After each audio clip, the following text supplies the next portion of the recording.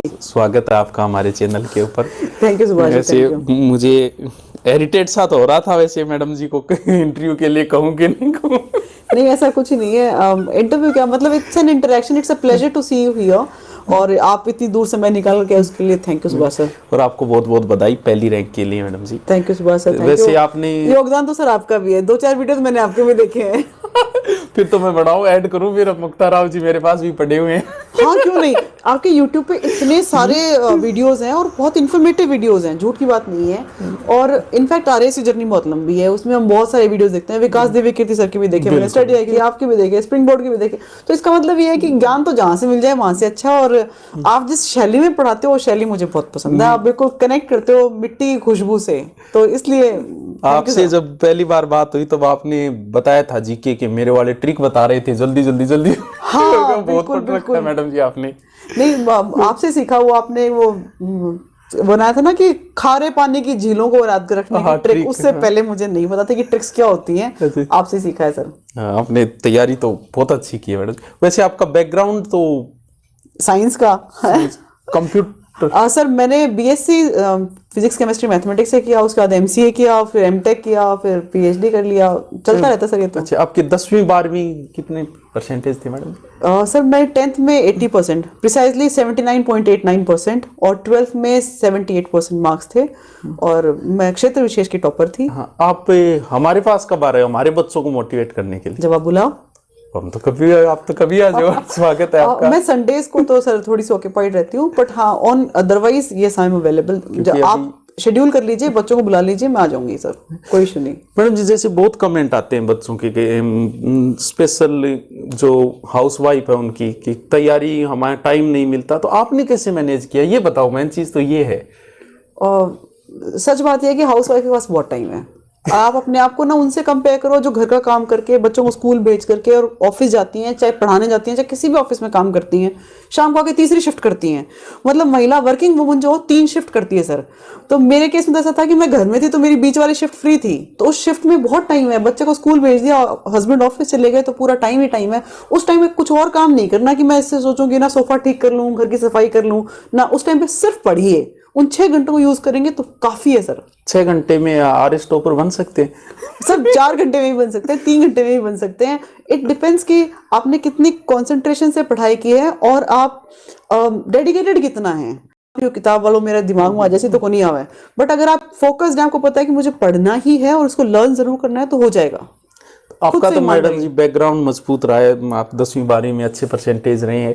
मान लो कि कोई एवरेज है, हमारे पास तो एवरेज ज्यादा है अपने राजस्थान में। इंग्लिश, आपकी इंग्लिश अच्छी है, सबसे बड़ी समस्या तो इंग्लिश की है। सर हिंदी माध्यम से पढ़ी हूँ BSc तक, मतलब रसायन शास्त्र, भौतिक विज्ञान, गणित सब हिंदी में पढ़ा है। और भाषा सीखना अगर आप चुनौती के रूप में लेते हो कि मुझे सीखना ही है, इसको पार करना ही है, तो English is not difficult at all. सबसे पहले जैसे अभी जो BA कर रहे हैं, BSc कर रहे हैं, उनके दिमाग में सबसे पहले जब कोई कंपटीशन नहीं दिया तब तक उनके दिमाग में RS चलता रहता है। आपकी वैसे चलता था या फिर? ईमानदारी की बात बता दूं तो 7वीं क्लास में मैं बीमार हुई। पिताजी एक फैमिली डॉक्टर के पास ले गए। उनको हम ताऊ जी बोलते थे, तो मोगा मंडी ताऊ जी नाम है उनका। उन ताऊ जी ने ठीक करने लगा डॉक्टर बनूंगी। 8वीं क्लास की छुट्टियों में ननिहाल गई, तो वहां से ऊपर से एरोप्लेन के जाने का रास्ता था, वो मतलब दिल्ली से बैंगलोर या दिल्ली से बॉम्बे वाले रूट में पड़ता है। तो सोते सोते ऊपर से आकाश से जाते हुए देखती थी, सोचती थी पायलट बनेंगे। इसका मतलब ये है कि विद एवरी ईयर आपके ख्वाब चेंज होते हैं, है ना। जिन लोगों से आप मिलते हो तो आपकी पर्सनैलिटी में एक नया आयाम जुड़ जाता है। एक 10वीं क्लास की परीक्षा देने के बाद में एक भाई साहब से मिली, मामा के बेटे, उनकी कैलिफोर्निया में जॉब लगी थी TCS में, उन्होंने MCA किया था। तब तक मैं सोचती थी कि कुछ सरकारी में काम करेंगे, RS बनेंगे टाइप्स कुछ। तो पर उनसे मिलने के बाद लगा कि MCA कर लेते हैं, MCA में इतना अच्छा पैसा, इतनी अच्छी रेस्पेक्ट है और विदेश जाने का मौका मिलेगा, तो एक गोल ले लिया, MCA कर लिया। तो मैं सबको ये कहना चाहती हूँ, गोल्स आपके चेंज होते रहते हैं। बचपन में तो बहुत सारे चेंज होते हैं, लेकिन जब तक आप ग्रेजुएट होते हैं तब तक क्या होता है कि आपको अपनी परिस्थिति का और आपको आपके बारे में लोगों को क्या एक्सपेक्टेशन है, फैमिली क्या एक्सपेक्टेशन है, जिम्मेदारियां क्या क्या, उनका एहसास हो जाता है। तो यदि आपको फैमिली सपोर्ट कर सकती है, आप आगे पढ़ सकते हैं, तो RS बनिए, बिल्कुल बुराई नहीं है, जरूर तैयारी करें, अपने आप को झोंक दें 2 साल के लिए। लेकिन यदि आपकी परिस्थिति ऐसी है कि आपको इमीडिएटली एक जॉब चाहिए, तो जो भी पहली वैकेंसी आए उसका अच्छे से फॉर्म भरें, अच्छी तैयारी करें, उसको जीतें, ताकि आपकी जॉब सिक्योर हो जाए और और फिर आदमी आरएस की तैयारी कीजिए। आरएस बनना अल्टीमेट लक्ष्य आपने डिसाइड किया है तो जरूर कीजिए। सीधा आरएस ना करके पहले कुछ सर डिपेंड करता है, जैसे जो फैमिली अच्छे बैकग्राउंड से हैं, जिनको लगता है कि पापा सपोर्ट दे सकते हैं, नहीं बापू के लंगा हाँ, का वो खास तो कहाँ 2 साल, बिल्कुल। तो बिल्कुल उधर पढ़िए, और नहीं तो पहली जॉब जो भी आ जाए उसको जरूर लीजिए। मतलब it's a trade off, you need to decide. तो मान लो एवरेज बच्चा हाँ जी, कितने घंटे करके कर सकता है जुगाड़? मैं एवरेज और मेरे बारे में जो आपने पहले तो से आप पहले तो सवाल पूछा था intelligent थे ना मैडम ना, पहले से। जो आपने कहा ना कि इंटेलिजेंट थे, सर इंटेलिजेंस सबने बराबर दिया है। 8 होंस का दिमाग है, आप में भी है, मुझ में भी है, देखने वाले सुनने वाले सब में है। नहीं मैडम, यदि फर्क आप तो होता है, एक तो एक बार पढ़ा हुआ याद रह जाता है, कुछ को 3 बार बताना पड़ता है, तो फर्क तो कुछ तो हो। पता नहीं, शायद मैं इस बात में बिलीव थोड़ा कम करती हूँ। मैं सोचती हूँ कि अगर आपने ठान लिया कि मुझे करना ही है, तो हो सकता है कि 3 घंटे के बजाय 4.5 घंटे लग जाएंगे, लेकिन याद तो जरूर होगा। ठीक है, और क्षमताएं सबकी बराबर, हमने बचपन में शायद उनको अच्छे से घिसा नहीं उन सारे न्यूरॉन्स को, इसलिए हो सकता है कि कोई एवरेज रह गया और कोई टॉपर हो गया। मैं टॉपर नहीं थी पहले। मैं सबको ये कहना चाहती हूँ कि जो मैंने स्कूल में पढ़ा वो मेरे यहाँ काम में नहीं आया, आते तो भूल गई सर। 96 में 10th पढ़ा था, 96 में 10th पास करके सब छोड़ दिया था ह्यूमैनिटीज। मैंने सब कुछ स्क्रैच से पढ़ा है, आपको कम से कम कुछ याद तो है। तो अपने आप को ये समझिए आप मुझसे अच्छी स्थिति में हैं, और शुरू कीजिए। एक बार जब गांठ बांध ली ना कि ये तब खोलूंगा जब मैं आरएस बन जाऊंगा, तो पक्की बात आपकी गांठ अच्छे से खुलेगी। पहले निर्णय सोचा करना था है क्या मैडम जी आपने अब कि टॉपर टॉपर तो करना ही नहीं सोचो पहले रैंक की? ना, पहले रैंक की नहीं। हाँ ये कंफर्म था कि रैंक अच्छी आएगी, क्योंकि मैंने मेंस में इस बार बहुत मेहनत की थी लिखने की। आपका लिखा भी हाँ। बहुत अच्छा लिख रखा है अरे सर आपने, थैंक तो यू। राइटिंग मैंने खूब लिखने का अभ्यास किया था, पेपर अच्छे गए थे। ये पक्का कंफर्म था कि इंटरव्यू पर डिपेंडेंस कम से कम रहेगी, इस बार मेरे मेंस का स्कोर अच्छा आएगा। ये था कि शायद सिंगल डिजिट रैंक आ जाए। फर्स्ट के लिए नहीं सोचा था, क्योंकि इट्स रिलेटिव। मेरे से अच्छा किसी और ने नहीं किया, इसकी क्या गारंटी है सर? मैं खुद की गारंटी ले सकती हूँ, मैंने अच्छा किया है तो ठीक हो गया। तो आप तो लाइन दूसरी थी यहाँ पे तुरंत ही जीके, क्योंकि आरएस बनना मतलब जीके में ध्यान देना सबसे जरूरी। तो बिल्कुल कैसे मजबूत किया आपने फिर? सर करत करत अभ्यास के जड़मती होत सुजान, रसरी आवत जाती सिर में परत निशान, क्या फर्क पड़ गया। फिर भी जीके वो भी राजस्थान जीके, मतलब 3 महीने तक तो यही समझ में नहीं आता मेवाड़ कहाँ है मारवाड़ कहाँ है। अरे नहीं सर बहुत इंटरेस्टिंग है सीरियसली। अगर ये सोच लेते ना कि इंटरेस्टिंग है तो इंटरेस्ट आना शुरू हो जाता है, और ये सोच लिया ओहो मैं यो के पढ़ रहे हूँ, तब गड़बड़ जाती है। तो पहले एटीट्यूड पॉजिटिव कीजिए कि मुझे पढ़ना है, और सबको इंटरेस्ट आता है तो मुझे भी आएगा। तो मैंने तो ये सोच के शुरुआत की थी कि जब लोग बोलते हैं मेवाड़ और मारवाड़, तो मुझे क्यों नहीं पता होना चाहिए, मैं इसी भूमि में पैदा हुई हूँ। तो ऐसे करके मैंने पढ़ाई शुरू की, तो हो गया सर। आपको सूचना किसने दी सबसे पहले मैडम? सबसे पहले तो we were all waiting online, तो ना मेरा बेटा यहाँ आके टीवी देख रहा था, उसमें रहा था कि आने वाला है रिजल्ट, और मैंने वहाँ पीडीएफ डाउनलोड किया। मेरा रोल नंबर आ गया, पर मेरे हस्बैंड को यकीन नहीं हुआ। कहते एक बार मुक्ता तुम फिर से अपना रोल नंबर डाउनलोड करो। तो मैंने अपना एडमिट कार्ड दोबारा डाउनलोड किया, फिर रोल नंबर मैच किया। तब तक तो टीवी में फ्लैश हो रहा था झुंझुनू की मुक्ता राव बनी टॉपर। तो my son started shouting mamma you are the topper, you are the topper. So it's my son who told me for the first time, और रियलाइज तो मुझे भी हो गया था कि मेरा रोल नंबर दिख रहा है मुझे। तो सब जैसे फोन तो बहुत आते हैं, आए होंगे, अब भी चल रहे होंगे, फिर भी किसी का ऐसे यादगार फोन की इन्होंने बहुत अच्छी बात बोली, कोई ऐसा? किस का मतलब, तो अभी तो याद करो तो ना, वो एक झकझोर देने वाला पल था। जैसे आप बाड़मेर में खड़े हो या जैसलमेर में खड़े हो और अचानक समुद्र का पानी आ जाए, इतने सारे फोन आए। तो नंबर कहाँ से मिल गई इतनी कम टाइम में? अजीब सी बात है शायद, पर शायद आजकल ना सोशल मीडिया बहुत एक्टिव है। मैं बहुत सारे ग्रुप्स में भी थी, इंटरव्यू की तैयारी के लिए भी, मेंस की तैयारी के लिए भी, वहां से नंबर आ गया। और कुछ बहुत सारे फ्रेंड्स थे जिन्होंने कह दिया कि मुक्ता कांग्रेचुलेशंस, तो उस हिसाब से भी तो हमने तो नहीं किया, क्योंकि हम तो ये सोचते हैं क्या पता हमें जानते हैं कि नहीं जानते आरएस टॉपर। ऐसा कुछ ही नहीं है, मैं आप लोगों के बीच में से आई हूँ, आप लोगों के बीच में से बनी हूँ, और इनफैक्ट खुशी होती है आप भी फोन करते। भूल गए आप, है ना? नंबर नहीं था, कोई बात नहीं, अब आप आ गए हो तो नहीं, हमने तो ये क्षति पूर्ति हो गई।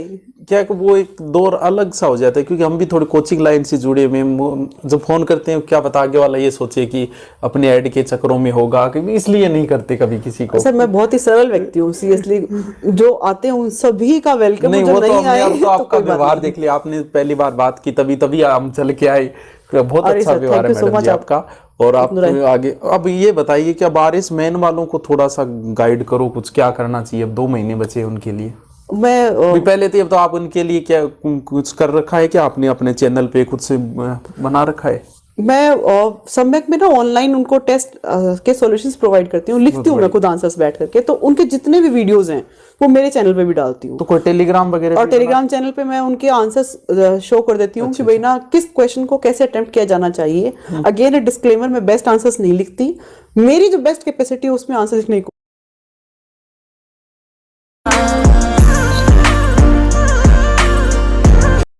किस क्वेश्चन को कैसे अटेम्प्ट किया जाना चाहिए। अगेन ए डिस्क्लेमर, मैं बेस्ट आंसर्स नहीं लिखती, मेरी जो बेस्ट कैपेसिटी है उसमें आंसर लिखने की कोशिश करती हूँ। हाँ, मैं फिर भी यदि किसी को चाहिए कि आंसर राइटिंग कुछ और सेशंस चाहिए तो दैट आई कैन मेक। और दूसरा, मेंस बिल्कुल राउंड द कॉर्नर है। मेंस में लीड लेने का क्या तरीका है, लेखन का अभ्यास कीजिए।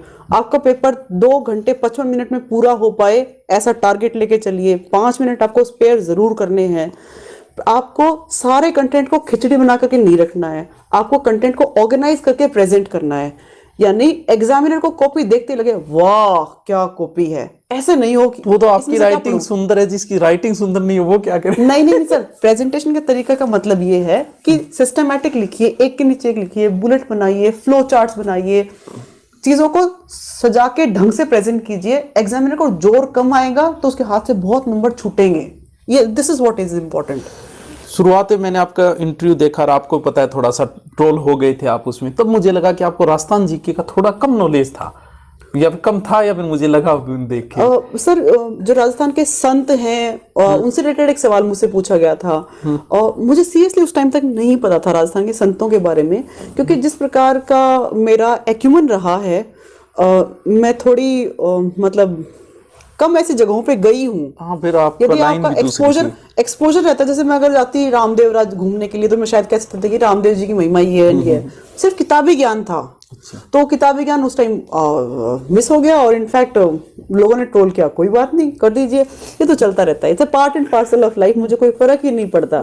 पर उससे कहीं ज्यादा मुझे स्नेह दिया और स्नेह के लिए मैं आभारी हूँ। ये तो है ही, वो तो क्या बच्चे है कुछ, वो तेजा जी का जन्म स्थल था। हाँ। उसके लिए पूछा गया था कि नागौर में मैंने सोचा मैडम जी को राजस्थान जी के कम आता है। फिर आप इंग्लिश में ज्यादा बोल रहे थे, वो मैडम जी दूसरी लाइन है फिर कोई, अब पता चला आपकी तो पूरी कंप्यूटर लाइन थोड़ी सी अलग हो गई, पूरा ही अलग हो गया ना। ये 13-14 साल काम करने के बाद ऐसे लगता है कि थोड़ा तो डिफरेंस है। और इंजीनियरिंग के बच्चों को भी पढ़ाया तो भी थोड़ा, वो एक दिन बच्चे कह रहे थे ऑफलाइन, बोल सर ऐसे कैसे, ऐसे का तो पता नहीं, बाकी अब एसडीएम है। ऐसा कुछ ही नहीं है। कोई जरूरी एक तो वो पूछो काली बाई पूछो जना, मैं डाली बाई बता दिया जाने, डाली बाई पूछो जना काली बाई बता दियो। ये हो गया था आपसे। कोई बात को नहीं, बाई को नाम भूल गई तो भूल गई।